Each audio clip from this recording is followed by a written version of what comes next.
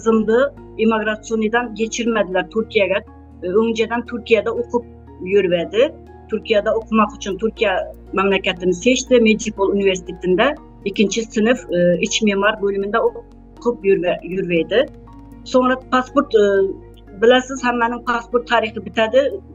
Tarihi bitip İngilizce ülke ketkendi. Saatlerce onu kıynadılar. Senin depti içeriden çıkmamaslık deportun var depti. Açıklamasını soragan, nimaga açıklap bermeysizlar deb.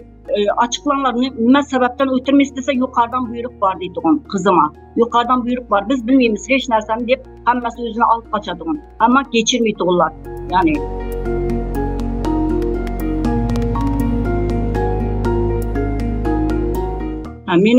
Menin kızımın sebebini aytmam, fakat yukarıdakilerden buyruk var demiş ya, ama bizler sebebini biz bilemiz bunun. Bunun sebebi şu, gerçeklerde aytıp hakkımı talep etkenim için benim kızıma zulüm edip şuna kızımını ötürmeyi tuttu. Fakat kızımını emez, kardeşlerimde hemmesini, tuşkallarımın, singillerimin, ünelerimin hemmesini ötürmeyi duruptular. Yakında bir singlim Taşkent'e, Özbekistan'a ketiyatkandı tedavi buluş için eri bilen erini ötkazdı, singlimini ötkazmadılar.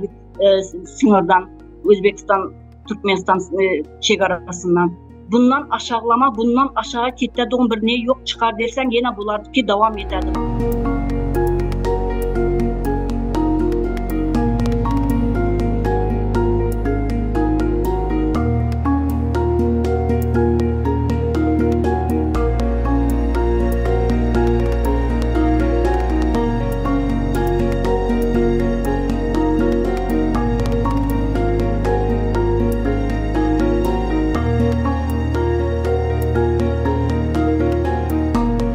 Kanunga karşı hiçbir kanday iş kılganı yok. Kızım yaş bir 22 yaş kızdan korkup mana hükümetin kılıp oturgan işi. Bunu korkkanıdan kılarlar bunu. Bunu yani men şunday deb düşünemem. Bizlerde artık okuçularda ham, öğrencilerde ham çıkarmayıp duruptular. Bunu öğrensin, bizim yani görsünler.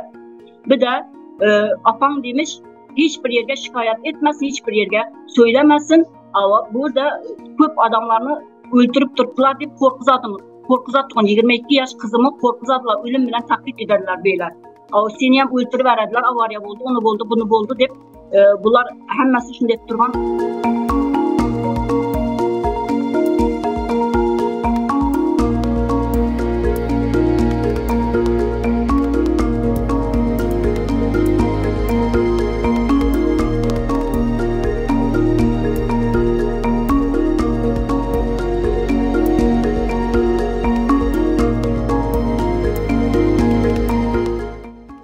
Şu çağa hiçbir bizim ağlap duran göz yaşına rahminiz gelmese, vicdanınızı sorgulanma, ne için benim rahmim gelmedi deyip.